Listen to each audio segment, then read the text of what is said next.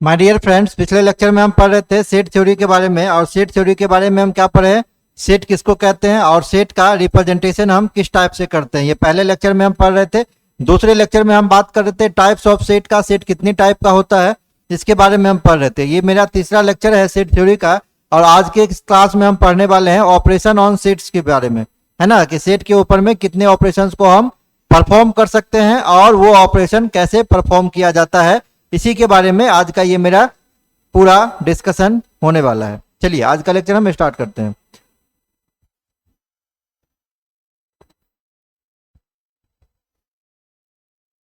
देखिए लेक्चर 3 है, 2 लेक्चर हम ले चुके हैं। ऑपरेशन ऑन सेट आपको हम शुरू में ही बताया कि ऑपरेशन ऑन सेट का डिस्कशन आज के इस क्लास में हम करने वाले हैं। इसमें बच्चों जो पहला है आपका यह है यूनियन ऑफ टू सेट्स। अब यूनियन क्या होता है? यूनियन मतलब आप अगर हम बेसिक अर्थमेटिक ऑपरेशन की बात करें तो आप एडिशन समझिए। यूनियन मतलब आप एडिशन समझिए। यूनियन क्या होता है?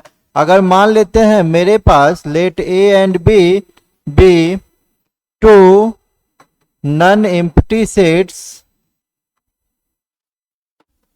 let A and B be two non-empty sets, then union of A and B be denoted by union को डिनोट करने के लिए इस U का यूज करते हैं, ठीक है ना। ये A U का यूज करेंगे, A और B के बीच का है, इसीलिए लिखे हैं AUB, ठीक है ना। एंड डिफाइंड बाय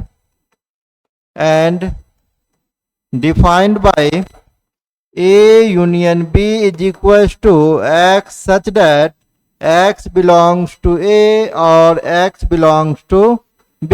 आप कहेंगे सर इसका मतलब क्या हुआ? इसका मतलब ये हुआ, अगर हम एक एग्जांपल दे के आपको बताएं तो, कि अगर मान लीजिए मेरे पास दो सेट दिया हुआ है। पहले सेट में एलिमेंट है 1 to 5 और दूसरे सेट में है 2 6 7 8। ये दो सेट दिया हुआ है।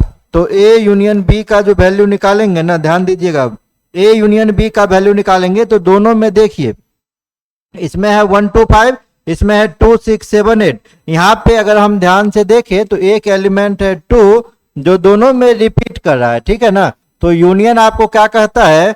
इस दोनों सेट को मिक्सअप करके लिखना है, इस दोनों सेट को मिक्सअप करके लिखना है। लेकिन जिस एलिमेंट का रिपीटेशन होगा उसको एक ही बार लिखना है। जैसे 2 रिपीट कर रहा था, अगर दोनों को मिला के लिखेंगे तो आपको एक ही बार लिखना है और असेंडिंग ऑर्डर में नंबर को सजा के आप लिख दीजिए। ये आपका हो गया यूनियन ऑफ सेट्स। क्लियर? ये तो हम रूल आपको बताए भी होंगे, कल के क्लास में बताए थे कि अगर किसी सेट में 1 2 3 है और ये 2 होगा, ये गलत तरीका है। सही तरीका क्या होगा? 1 2 3 रिपीटेशन अलाउड सेट के अंदर में नहीं होता है, तो 1 2 3 ही करेक्ट होगा। तो इसी रूल को हम फॉलो करते हुए 2 को हम एक ही बार सिंगल टाइम लिखे हैं। क्लियर? अब आप बोलिए सर इसके बारे में बताइए ना कि ये रूल क्या कह रहा है। तो इसका मतलब ये हुआ, ध्यान दीजिएगा आप, इसका मतलब ये हुआ, ये कह रहा है कि A यूनियन B में आप कोई भी एलिमेंट को पिक कीजिएगा, आप कोई भी एलिमेंट को पिक कीजिएगा तो वो एलिमेंट या तो A सेट से बिलोंग करेगा या तो B सेट से बिलोंग करेगा, ठीक है।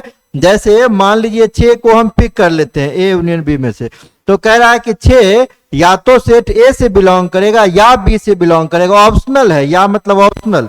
तो सही बात है, सेट B से ये बिलोंग कर रहा है। तो इसका डिफिनेशन का मतलब यही हुआ। जहां कहीं भी आपको यूनियन का जिक्र मिलेगा तो इसी रूल को आपको याद करना है। दो चीज आपको याद करना है। पहला तो यूनियन का सिंबल कैसे होगा, दूसरा चीज जो इंपॉर्टेंट फैक्टर है, इसका डिफिनीशन कैसे होगा, कैसे डिफाइन किया जाता है, ये आपको याद रखना होगा। अब बच्चों इसमें एक आपका होता है वेन डायग्राम, एक होता है वेन डायग्राम। क्या होता है वेन डायग्राम?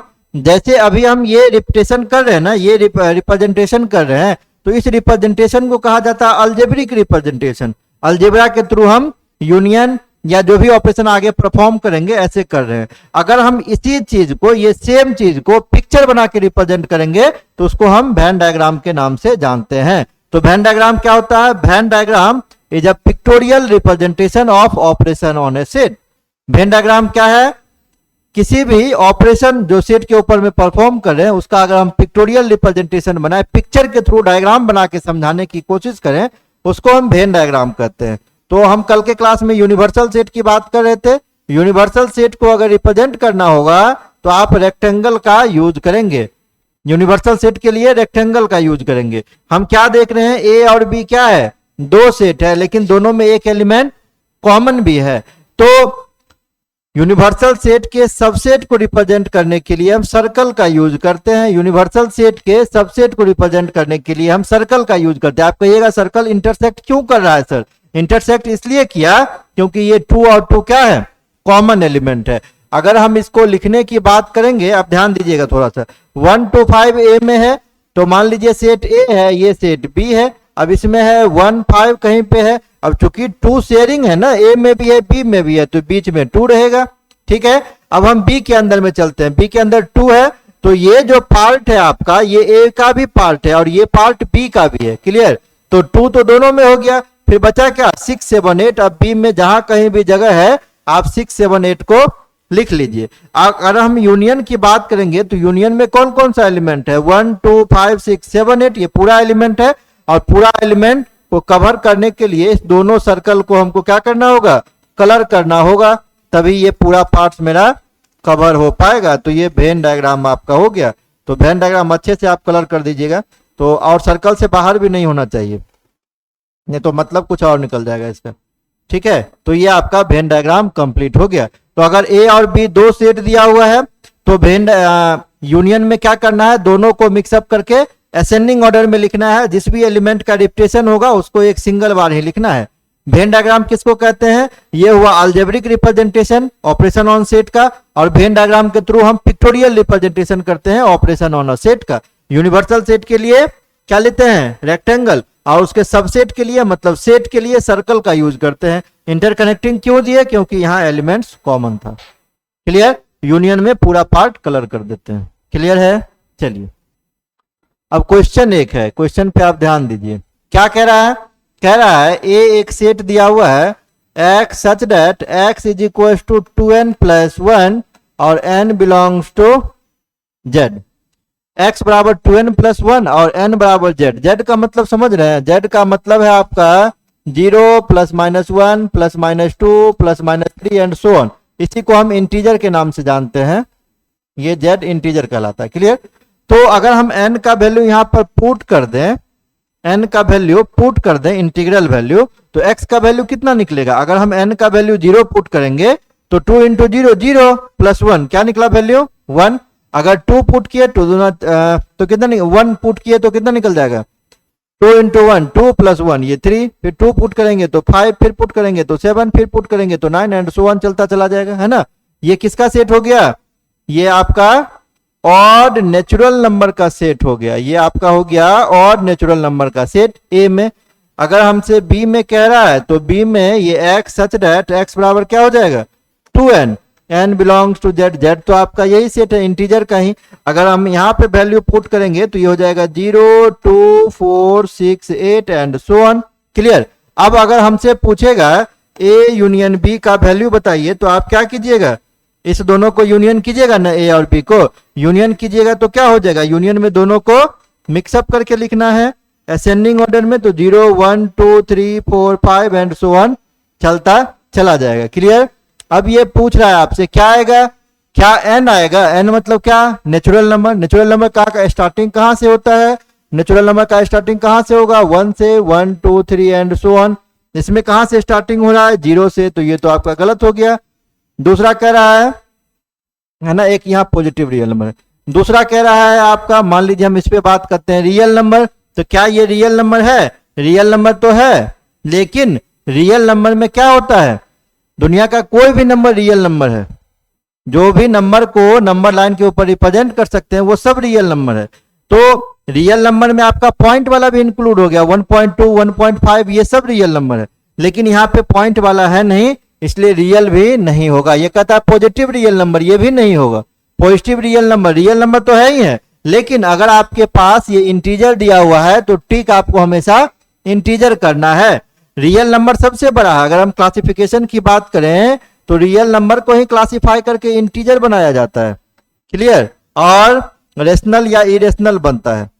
रियल नंबर को दो पार्ट में क्लासिफाई किया गया, आप रेशनल इरेशनल भी नहीं कहिए, आप कहिए रियल नंबर को दो पार्ट में क्लासिफाई किया गया। पहला कौन सा नंबर, रेशनल नंबर, और दूसरा कौन सा नंबर, इरेशनल नंबर। आप ऐसे इसको कहिए। फिर रेशनल नंबर को क्लासिफाई करेंगे तो उसमें आपका एक इंटीजर बनेगा और एक आपका क्या बनेगा, सर्ड्स बनेगा। तो इंटीजर में फिर से क्लासिफाई होता है ना, तीन पार्ट में, पॉजिटिव इंटीजर, नेगेटिव इंटीजर और जीरो। जीरो खुद ही एक इंटीजर है। क्लियर, ये क्लासिफिकेशन है। तो दुनिया का कोई भी नंबर क्या है, आपका रियल नंबर है। लेकिन जब आपके पास यहाँ इंटीजर दिया हुआ है तो हमेशा आपको इंटीजर ही टिक करना होगा, रियल नंबर टिक नहीं करेंगे। रियल नंबर करेंगे तो गलत हो जाएगा। क्लियर है, ये आपका यूनियन है। सेकंड पे चलते हैं, इंटरसेक्शन। सेम वही बात लिखेंगे, ए और बी अगर मेरे पास दो सेट है तो इंटरसेक्शन को डिनोट करेंगे हम ऐसे, यूनियन को यू के थ्रू, इंटरसेक्शन को उलट देंगे। क्लियर, ये डिनोटेशन का इसका तरीका हो गया। डिफाइन कैसे करेंगे, डिफाइन हम करेंगे, ए इंटरसेक्शन बी दिया हुआ है तो इसका मतलब ये हुआ x such that x belongs to A and x belongs to B। मतलब ये हुआ इसका कि अगर हम इंटरसेक्शन में से कोई भी एलिमेंट को पिक करेंगे 1 5 6 7 और b इज इक्वल टू मान लेते दिया हुआ 2 5 6 9, तो a इंटरसेक्शन b अगर हम करेंगे तो इंटरसेक्शन कहता है क्या कि दोनों में जो कॉमन होगा ना वही आंसर होगा इसका। तो कॉमन क्या है, जैसे यहाँ भी 5 है, यहाँ भी 5 है, कॉमन है, यहाँ भी 6 है, यहाँ भी 6 है, इसके अलावा और भी कोई एलिमेंट है नहीं है। तो कॉमन वाला आपका सिर्फ दो ही एलिमेंट हुआ, 5 और 6, तो ये आपका इंटरसेक्शन हो गया। जबकि यूनियन में हम दोनों को मिक्स करके असेंडिंग ऑर्डर में लिखते थे। क्लियर, लेकिन इंटरसेक्शन में क्या करेंगे, जो कॉमन होगा वही आपका इंटरसेक्शन हो जाएगा। अगर हम वेन डायग्राम की बात करेंगे तो वेन डायग्राम में क्या होगा, वेन डायग्राम में ये यूनिवर्सल सेट है, इसका दो सबसेट हम मान लेते हैं ए और बी मान लिए। अब इसमें देखिए कॉमन वाला क्या है, कॉमन वाला रीजन कौन सा है इसका, तो कॉमन वाला रीजन की अगर हम बात करेंगे जो दोनों में शेयर हो रहा है, तो ये जो पार्ट है ये रीजन आपका दोनों में शेयर हो रहा है, तो यही आपका आंसर हो जाएगा। सिर्फ इसी पार्ट को, बीच वाले पार्ट्स को आपको कलर करना होगा, यही आपका फाइनल आंसर निकलेगा। ये आपका हो गया किसका ग्राफ, ये हो गया ए इंटरसेक्शन बी का वेन डायग्राम। वेन डायग्राम भी आप याद रखेंगे, बहुत सारा क्वेश्चन अभी जो हम करेंगे आगे के लेक्चर्स में उसमें बहुत सारा क्वेश्चन वेन डायग्राम से ही बन जाएगा आपका, है ना, तो इसको भी सीखना इंपॉर्टेंट है। चलिए नेक्स्ट चलते हैं, देखते हैं क्या दिया हुआ ए इज इक्वल टू क्या, ए इज इक्वल टू 4n, जहां पर n बिलोंग्स टू क्या है, इंटीजर। तो इंटीजर हम आपको शुरू में ही बताया 0 से स्टार्ट होगा, 0 1 2, हाँ प्लस माइनस दोनों में होगा, तो आपकी मर्जी, आप प्लस में भी ले सकते हैं, आप माइनस में भी ले सकते हैं, या दोनों को ले सकते हैं, उससे कोई दिक्कत नहीं है। अगर हम सिर्फ प्लस में बात करें तो क्या हो जाएगा, 0 रखेंगे तो 0, यहाँ पे n का वैल्यू हम 0 पुट कर रहे हैं, फिर से 1 रखेंगे तो 4, 2 रखेंगे तो 8, 3 रखेंगे तो 12, फिर से 16 एंड सो ऑन, ये चलता चला जाएगा। अगर हम यहाँ पे b की बात करेंगे तो b में क्या दिया हुआ है, 6n है, जहां n इंटीजर से बिलोंग कर रहा है, तो 0 1 पुट किए तो 6, 2 पुट किए तो 12, 3 पुट किए तो 18, 4 पुट किए तो 24, 5 पुट किए तो 30, 6 पुट किए तो 36, 7 पुट किए तो 42 एंड सो ऑन, ये चलता आपका चला जाएगा। इसमें भी कुछ और नंबर हम लिख लेते हैं, तब आपको और ये क्लियर हो जाएगा। इसमें मान लीजिए हम और नंबर लिख लेते हैं, तो 16 के बाद कितना आ जाएगा, 5 पुट करेंगे तो 20, 6 पुट करेंगे तो 24, 7 पुट करेंगे तो 28, 8 पुट करेंगे तो 32 एंड सो ऑन। अब आपको क्लियर समझ में आ जाएगा। क्लियर, अब देखिए क्या पूछ रहा है, देन ए इंटरसेक्शन बी का वैल्यू कितना होगा। इंटरसेक्शन में भी हम क्या बताए, इंटरसेक्शन में हम बताए क्या, दोनों में जो कॉमन होगा वही मेरा आंसर होगा, दोनों में जो कॉमन होगा वही आंसर होगा। कॉमन देखिए, कॉमन एक तो दोनों में क्या है, 0 कॉमन है, उसके बाद कॉमन देखिए 4 नहीं है, 8 नहीं है, 12 कॉमन है, उसके बाद आप देखिए और 24 कॉमन है, और कॉमन देखिए हाँ आगे होगा, जैसे यहाँ 36 आएगा तो 36 कॉमन होगा एंड सो ऑन।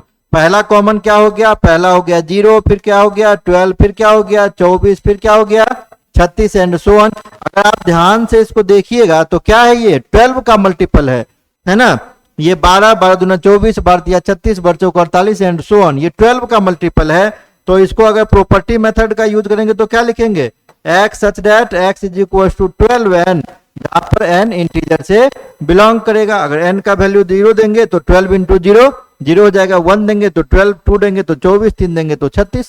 क्लियर, तो आपका आंसर हो जाएगा 12n। देखिए ऑप्शन में ये सी नंबर ऑप्शन है, x सच दैट x बराबर 12n and belongs to integer. तो ये आपका सॉल्व हो गया। नेक्स्ट चलते हैं, नेक्स्ट है डिसजॉइंट सेट। अब देखिए डिसजॉइंट सेट क्या होता है। Two sets are said to be disjoint only if a intersection b is equals to 5। अगर किसी दो सेट को इंटरसेक्शन किए और दोनों में एक भी कॉमन एलिमेंट नहीं है, क्लियर, किसी दो सेट को हम इंटरसेक्शन किए और दोनों में एक भी कॉमन एलिमेंट नहीं है, जैसे मान लीजिए a बराबर हम ले लिए ए बी सी, अगर हम b की बात करें b बराबर ले लिए हम 1 2, तो अगर हम आपसे पूछे कि a यूनियन b कितना होगा, आप कहेंगे सर सबको हम क्या करेंगे, लिख देंगे असेंडिंग ऑर्डर में, है ना। यहाँ एबीसीडी अल्फाबेटिकल है तो असेंडिंग डिसेंडिंग कोई मैटर नहीं करेगा। और जब हम इंटरसेक्शन करेंगे तो इंटरसेक्शन में क्या होगा, कॉमन होगा। दोनों में देखिए कॉमन एलिमेंट है क्या, नहीं है, क्योंकि ये क्या है आपका लेटर है, ये क्या है नंबर है, तो कॉमन कुछ भी नहीं है। कॉमन कितना निकलेगा 5। तो यहाँ पे हम क्या कहेंगे, that is A and B are said to be disjoint, are said to be disjoint. तो अगर किसी सेट के अंदर में कोई भी कॉमन एलिमेंट नहीं होता है तो वो दोनों सेट आपस में क्या कहलाएगा, वो दोनों सेट आपस में डिसजॉइंट सेट कहलाएगा। ये आपका डिसजॉइंट सेट है। तो अगर इसमें वेन डायग्राम पूछेगा डिसजॉइंट सेट में तो क्या होगा, ये यूनिवर्सल सेट है, ये है सेट ए, ये है सेट बी। आपसे पूछेगा डिसजॉइंट सेट का बनाइए, ए इंटरसेक्शन बी का बराबर 5 का, ये बनाइए, तो इसका एक्चुअली फिगर बनेगा ही नहीं। आप कहेंगे सर बाहर वाला कलर कर देंगे, नहीं बाहर वाला नहीं कर सकते, आपसे सिर्फ ए बी के बारे में बात कर रहा है, तो बाहर वाला कलर नहीं होगा, आप सिर्फ इतना लिख के छोड़ देंगे, यही इसका वेन डायग्राम हो जाएगा। नेक्स्ट क्वेश्चन पे आते हैं। नेक्स्ट है क्या, डिफरेंस ऑफ सेट। अब देखिए डिफरेंस ऑफ सेट क्या होगा, मान लेते हैं let A and B be two sets, अगर ए और बी टू सेट्स दिया हुआ, clear, non empty set obviously खाली नहीं होना चाहिए। तो डिफरेंस ऑफ सेट को हम लिखेंगे ए माइनस बी, हाँ बी माइनस ए भी दे सकते हैं, दोनों में से आप किसी को घटाइए, उससे कोई फर्क नहीं पड़ता है, माइनस सिंबल से डिनोट किया जाता है।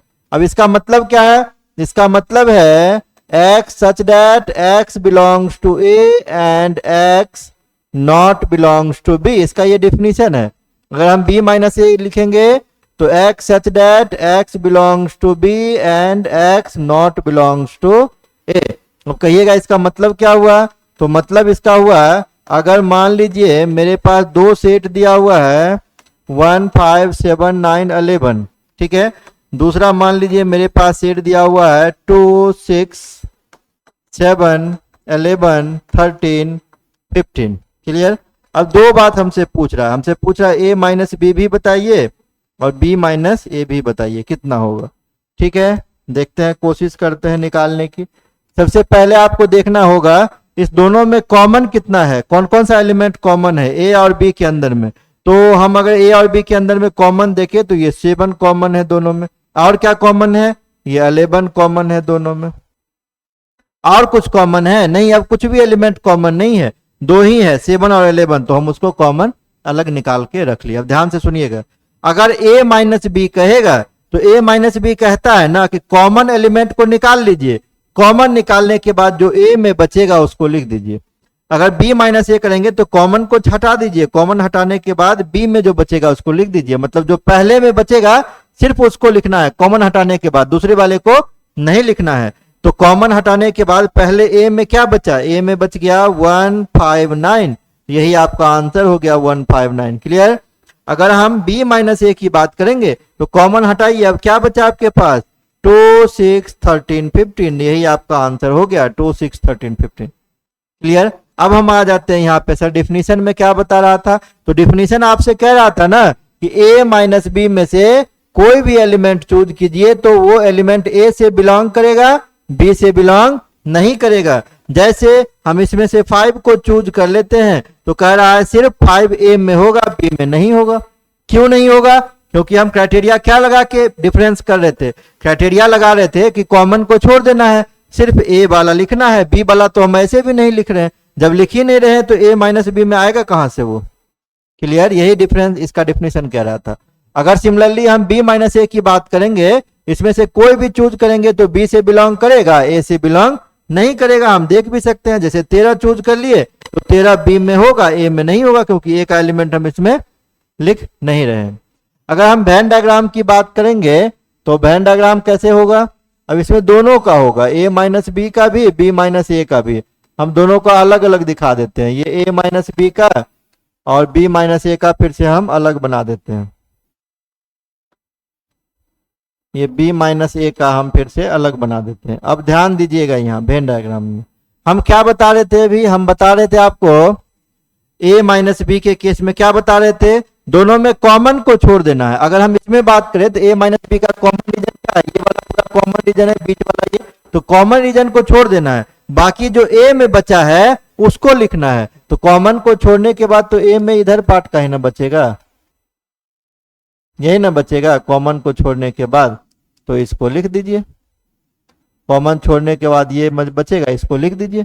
क्लियर। अगर b माइनस ए की बात करेंगे तो कॉमन को हटाइए, कॉमन हटाने के बाद जो b में बचेगा, तो b में यहां से क्या बच गया, b में आपको बच गया ये वाला पार्ट।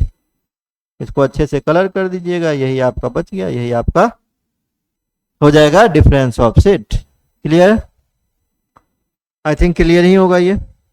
नेक्स्ट है सिमेट्रिक डिफरेंस ऑफ सेट। अब देखिए सिमेट्रिक डिफरेंस को डिनोट करने के लिए ट्रायंगल का यूज करते हैं, ए ट्रायंगल बी।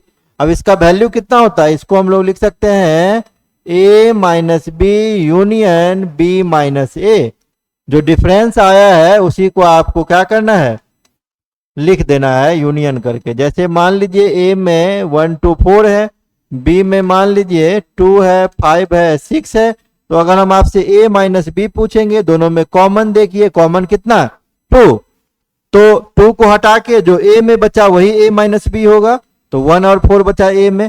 अगर हम पूछेंगे b माइनस ए तो कॉमन हटा दीजिए, b में क्या बचा, b में बचा 5 और 6, तो 5 और 6। अगर आपसे पूछा जाएगा a सिमेट्रिक डिफरेंस b बताइए, तो फॉर्मूला होता है a minus B union b minus A. तो कितना हो जाएगा ये 1 और 4 यूनियन क्या हो जाएगा 5 और 6। यूनियन में क्या करते हैं, दोनों को मिक्सअप करके असेंडिंग ऑर्डर में लिख लेते हैं, तो 1 4 5 6 इसका आंसर हो जाएगा। अगर हम वेन डायग्राम की बात करेंगे तो वेन डायग्राम कितना होगा, ये आपका यूनिवर्सल सेट है, ये सेट ए है, ये सेट बी है।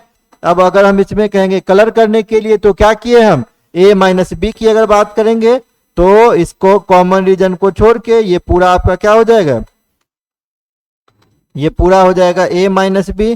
फिर क्या कह रहा है यूनियन b माइनस ए, तो b माइनस ए के रीजन की बात करेंगे तो b माइनस ए का रीजन आपका ये है, b माइनस ए का रीजन आपका ये है, b माइनस ए का रीजन आपका ये रहा। तो ये आपका वेन डायग्राम हो गया किसका, a सिमेट्रिक डिफरेंस b का, जिसका value a minus B union b minus A के बराबर होता है। ये आपका सिमेट्रिक डिफरेंस हो गया। नेक्स्ट देखिए, नेक्स्ट है आपका कंप्लीमेंट ऑफ अ सेट। अब ध्यान दीजिए, दो ऑपरेटर काम करता है, ठीक है ना, दो ऑपरेटर, एक को कहते हैं ऑपरेटर दो टाइप का, एक को कहते हैं बाइनरी ऑपरेटर और एक को कहते हैं यूनरी ऑपरेटर, ठीक है ना। अब वैसा ऑपरेटर जिसको परफॉर्म होने के लिए दो ऑपरेंड चाहिए, जैसे जोड़ने के लिए मिनिमम नंबर कितना चाहिए 2, गुना करने के लिए मिनिमम नंबर कितना चाहिए 2, घटाने के लिए मिनिमम नंबर कितना चाहिए 2, भागा के लिए कितना चाहिए मिनिमम नंबर 2। तो ये सारा एडिशन सब्ट्रैक्शन मल्टीप्लिकेशन डिवीजन क्या कहलाएगा, बाइनरी ऑपरेटर कहलाएगा। जैसे हम यहाँ पे यूनियन किए, कम से कम 2 एलिमेंट चाहिए, इंटरसेक्शन के लिए कम से कम 2 एलिमेंट चाहिए, तो ये बाइनरी सेट। यूनरी सेट किसको कहते हैं, जिसको परफॉर्म होने के लिए सिर्फ क्या चाहिए, एक ऑपरेंड चाहिए, उसको कहते हैं यूनरी ऑपरेटर, और उसी का पार्ट चाहिए कंप्लीमेंट। तो अगर मान लीजिए let A be any set, अगर ए कोई सेट है and U be universal set, A कोई सेट है और यू क्या है आपका यूनिवर्सल सेट है, then complement be denoted by, then complement be denoted by, A complement को लिखेंगे ए डैश से या फिर ए बार से या ए सी से लिख सकते हैं, एंड डिफाइन जो होगा इसका जो वैल्यू निकलेगा and defined by A complement या ए बार पढ़ते हैं इसको या ए सी इसको पढ़ते हैं, इसका वैल्यू हो जाएगा u माइनस ए। क्लियर, यूनिवर्सल सेट में से ए को घटाना पड़ेगा। और अगर हम इन लोग इसको लिखेंगे प्रॉपर्टी मेथड से क्या हो जाएगा, x such that x belongs to u and x not belongs to a। जैसे एग्जाम्पल की अगर हम बात करेंगे, मान लीजिए a का जो वैल्यू है मेरे पास 1 2 3 से लेकर 10 तक दिया हुआ है। a का वैल्यू अगर मेरे पास 1 5 6 7 9 दिया हुआ है और हमसे अगर a कम्प्लीमेंट पूछ रहा है तो आप क्या कीजिएगा, यूनिवर्सल सेट में से a को घटा दीजिएगा। यहाँ a नहीं माने, हम यहाँ पे माने हैं यूनिवर्सल सेट, a उधर माने हैं, यहाँ पे माने हैं यूनिवर्सल सेट का वैल्यू 1 से 10 तक। तो a कम्प्लीमेंट में क्या करेंगे, u में से इसको घटा देंगे। अब घटाने में हम क्या करते थे, जो दोनों में कॉमन है कॉमन को हटा के जो पहले में बचेगा उसको लिख देंगे। जैसे दोनों में कॉमन 1 है तो नहीं लिखना है, 2 देखिए उसमें नहीं है और इसमें है, u में है, पहले में जो बचेगा सिर्फ उसी को लिखिएगा। 3 होगा, हो जाएगा 4 भी होगा, 5 नहीं होगा, 5 वहां पे दोनों में कॉमन है, 6 भी दोनों में है, 7 भी दोनों में, 8 नहीं है, 8 सिर्फ पहला में लिखेंगे, 9 इसमें भी है, 10 इसमें नहीं है। तो ये आपका ए कम्प्लीमेंट का वैल्यू हो जाएगा। अगर हम इसके वेन डायग्राम की बात करेंगे तो वेन डायग्राम कैसा होगा इसका, ये यूनिवर्सल सेट है और ये है ए। तो हम क्या कर रहे हैं, यू का सारा एलिमेंट लिख रहे हैं लेकिन ए को इंक्लूड नहीं कर रहे हैं। तो इस केस में आपका जो ये बनेगा, कितना बनेगा, ये पूरा बाहर में आप कलर कर देंगे, पूरा बाहर के पार्ट्स को कलर कर देंगे, अंदर में कुछ नहीं करना है आपको, क्योंकि ए वाला एलिमेंट हम इंक्लूड नहीं कर रहे हैं। तो आपको सिर्फ ये यू वाला पार्ट को ही दिखाना है।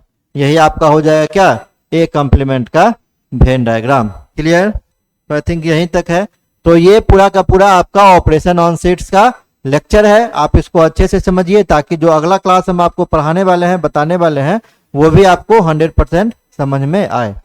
तो फिलहाल इस क्लास को हम यहीं पे खत्म करते हैं, मिलते हैं एक नए लेक्चर के साथ अगले वीडियो में। Thank you.